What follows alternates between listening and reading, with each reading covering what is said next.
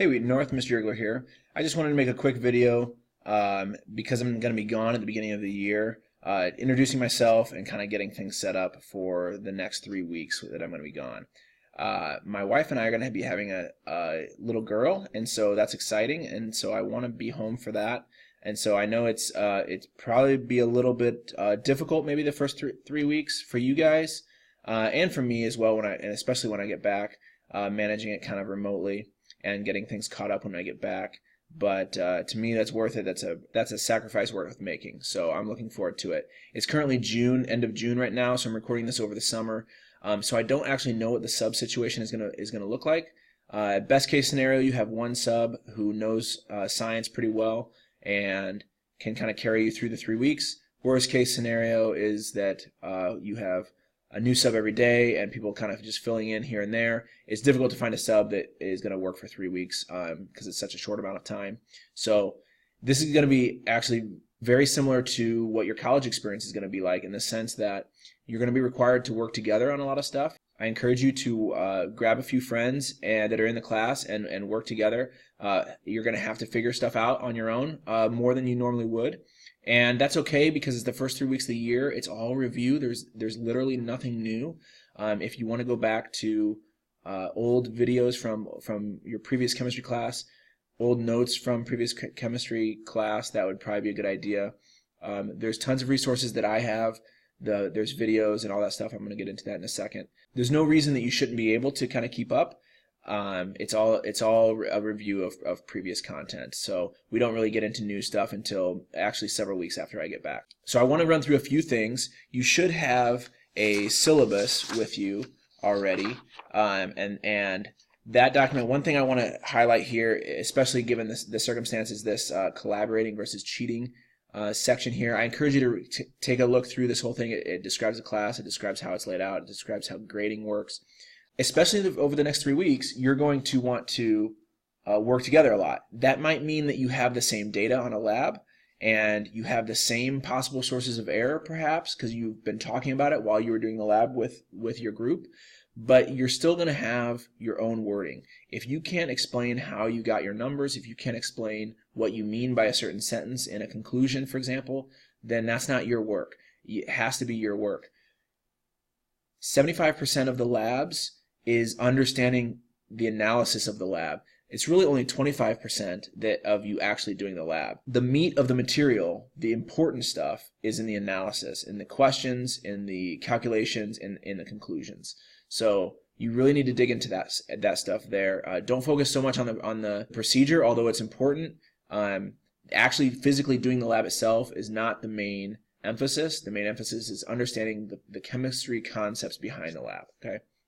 And I'm going to make a few videos that'll kind of go through a few of the labs. Some of the more confusing ones are the ones that have an area where people tend to get tripped up, and I think that will be helpful. You also should have a class packet. Looks like this.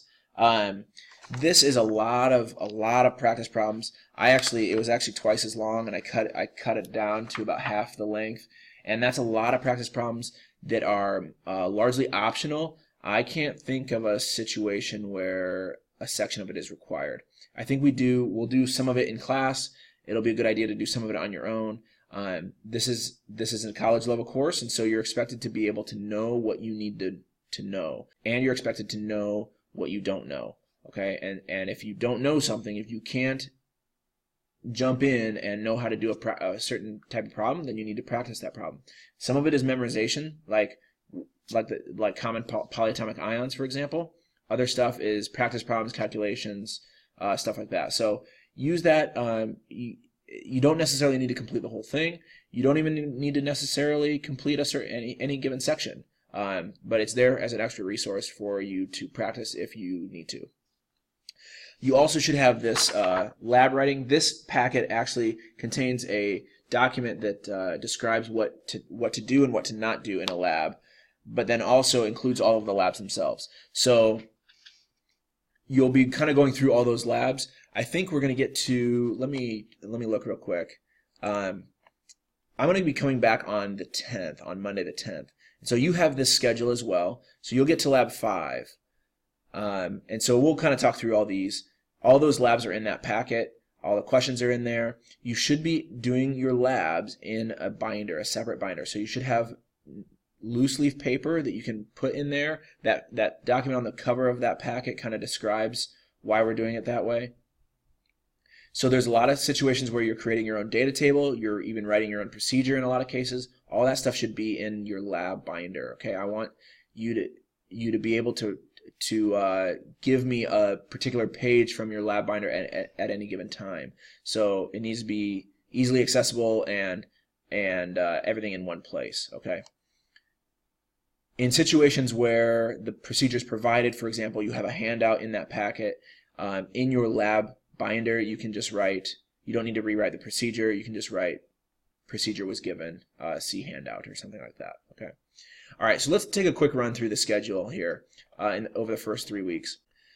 First couple days is a density inquiry that you're going to do over a couple days. The summer packet, some of you, people are going to be in different places with that. Some will have completed the whole thing. Some will have not gotten a very good start on it.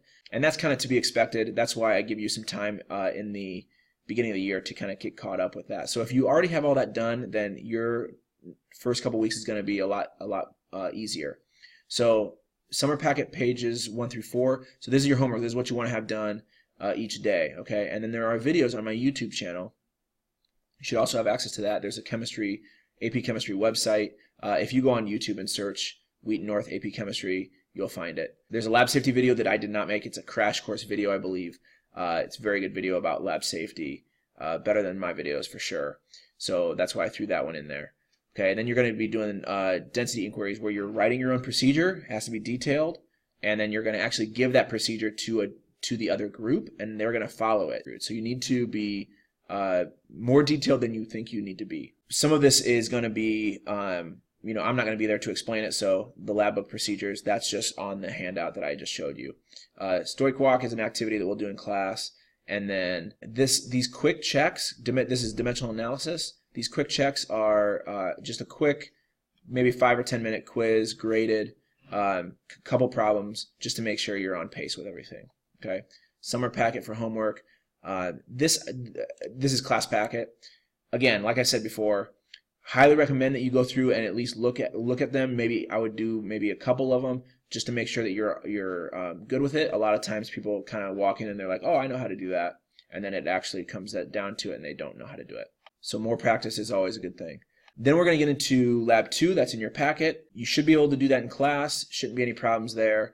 Regardless of the sub situation, we should have everything ready to go, and so we should be able to do that lab no matter what. You're going to see this pattern relatively consistently where a lab is done on one day, and then maybe a couple days later, the lab is due. So I'm giving you a couple days to answer questions, to bring up questions if you have them, and work together on it to get to the calculations and all of that stuff. Okay. There's videos for homework. You're taking notes off of videos like you're probably used to by now. A lot of people have told me that they watch the video and they don't really even listen to it, and they just write everything down, and they kind of absorb a little bit of it, and then they go back and watch it a second time and they don't write anything down, and they just kind of listen and mentally track with it. And I think that's a pretty good method.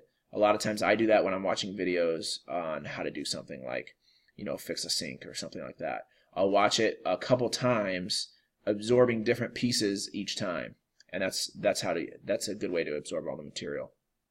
You're going to have to rely on the videos a little bit more than you normally would because I'm not there in class. So in class, I highly recommend talking with each other, clarifying any questions, any points of confusion. If there's any practice problems that you're unsure about, work together on that. I'll have answer keys that you can check in most cases. So it's going to be a lot of group work, and I think that's a good thing. A lot of colleges are telling us that students come in and they know all the material, but they can't work together very well. They don't collaborate very easily, and that's a skill that colleges and employers are looking for.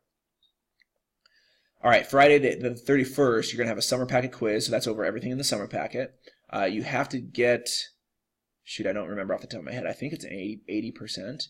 If you don't get an 80% on that, then you can't really move forward. You have to have that foundational baseline level of knowledge in order to move forward and succeed. And so if you get lower than an 80%, I'm going to want to touch base with you probably when I get back. Go over ones you missed, maybe do a retake, depends on the situation. Okay, but most people do pretty well on that. Lab 4 you'll do in class, then Labor Day weekend, and then Lab 4, I'm sorry, Lab 4 is right here, Tuesday and Wednesday. So it's a 2-part lab. Everything's in the handout. Should be self-explanatory. I'll have everything set up and ready to go. So, and then videos for homework as usual. Okay.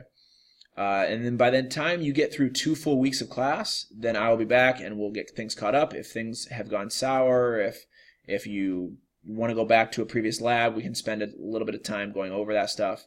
I don't anticipate too many problems because it's all review at this point.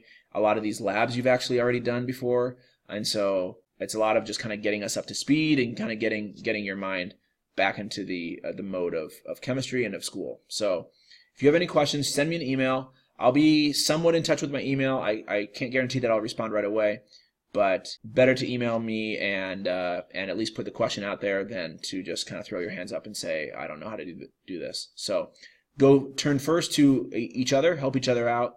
Mr. Coleman and Mr. Newhouse are around, and all of this stuff is within the chemistry realm, and so they will be sure to help you as well. So find them, and that's a good resource as well. So tons of resources, make good use of them, and everything will be fine. I'm not concerned about it at all. Okay, this is Mr. Yerler signing out.